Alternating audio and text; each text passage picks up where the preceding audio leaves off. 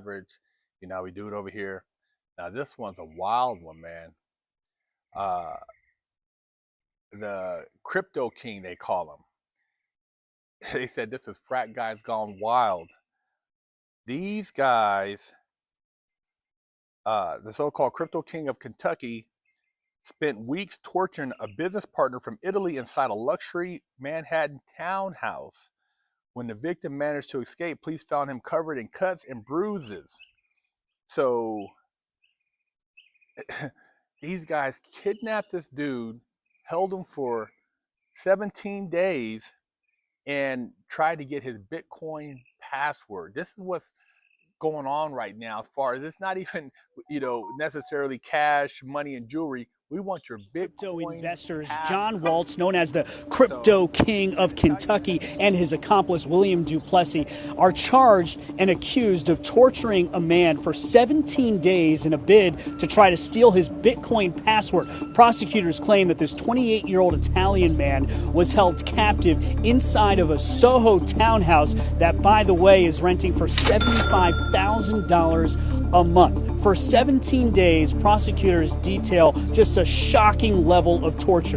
They claim that this man was urinated on, electrocuted with electric wires, forced to smoke crack cocaine, had his leg cut with a saw, and at one point was hung over a ledge inside the townhouse. The man was able to escape running in broad daylight, bloodied and with no shoes, in the street, running into a traffic cop, and then the rest is history. Now, the man says that he was able to escape only after he told his captors that he was willing to give his Bitcoin password. When they turned their back to retrieve the laptop, an Italian man escaped from the house on Prince Street in New York City last week, where he was said to have been held captive for 17 days and tortured by two business partners. Sources described the relationship among the three as complex, with the Wolf of Wall Street frat guys gone wild element.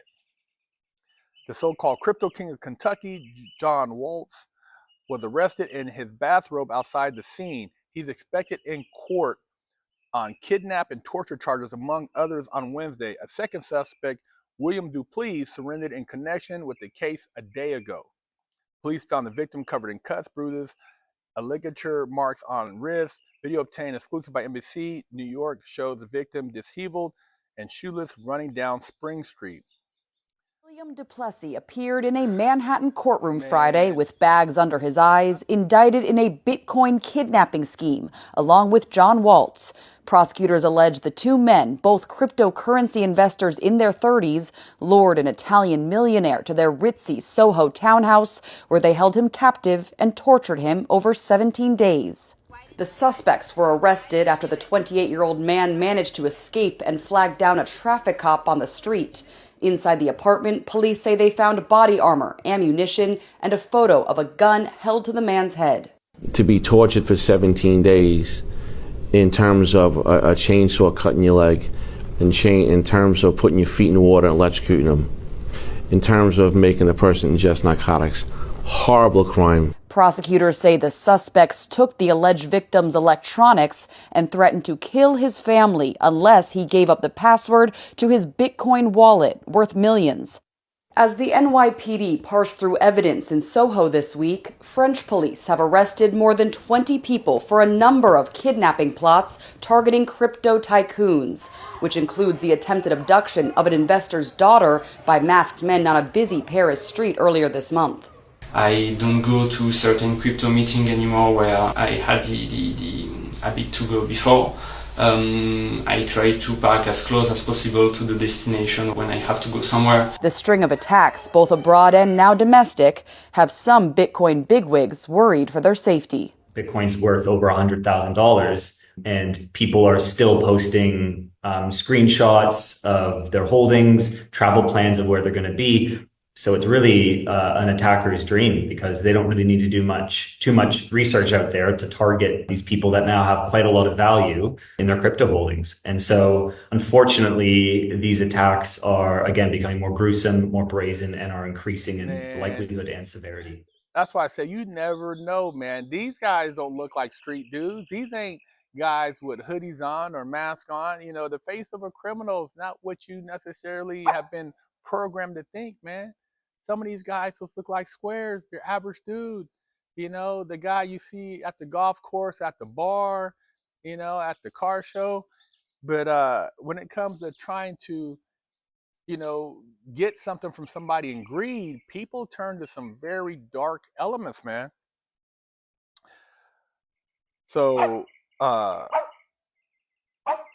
John Waltz also faces charges including unlawful imprisonment and assault. He was arrested, and I guess he's 37 years old. And so those charges, man, this guy's looking at decades. He's looking at some serious time. Who knows um, what else is gonna, come out behind all this? But you're talking about torture.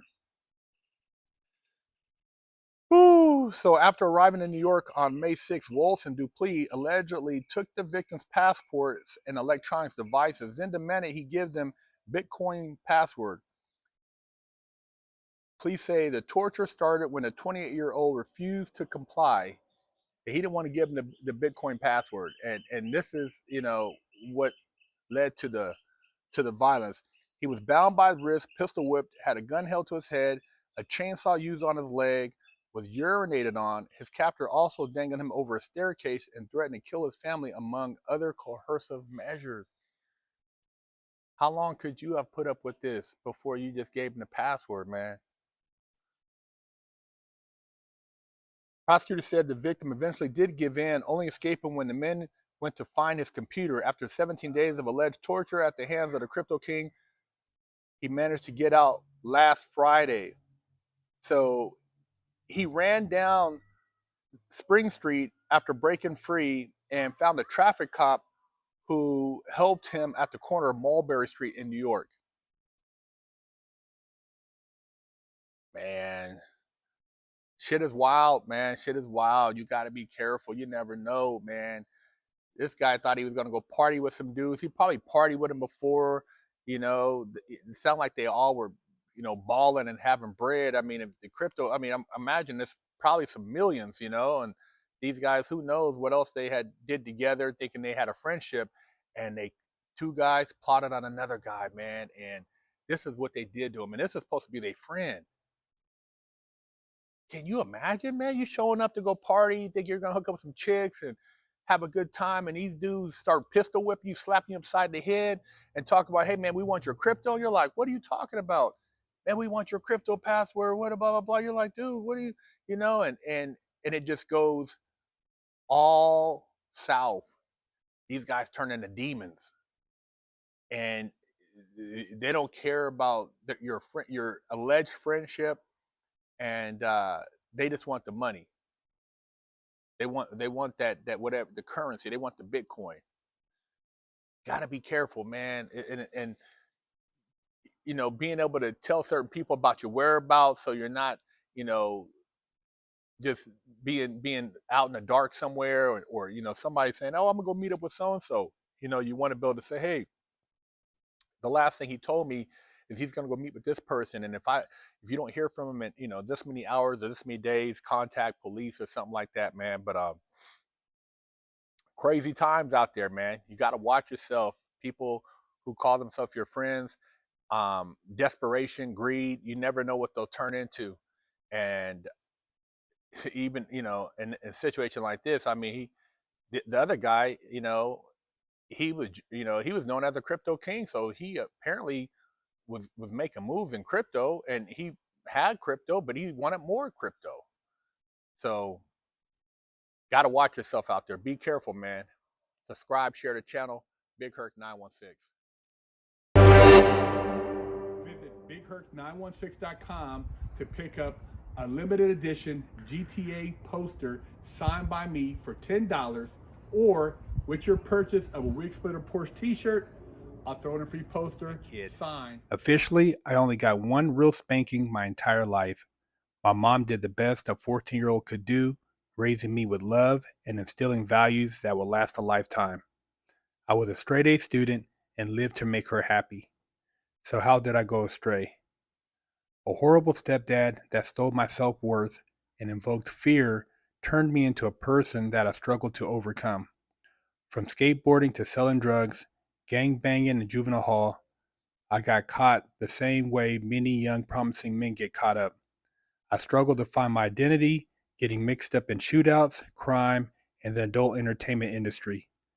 This roller coaster continued as I juggled college, hustling, and Hollywood, eventually catching a federal bank robbery case. I found redemption in prison while serving a 120-month federal sentence and came out a man on a mission. I became a social media influencer with over 500 million views on YouTube and a life coach mentoring people all over the world. This is my journey against all odds.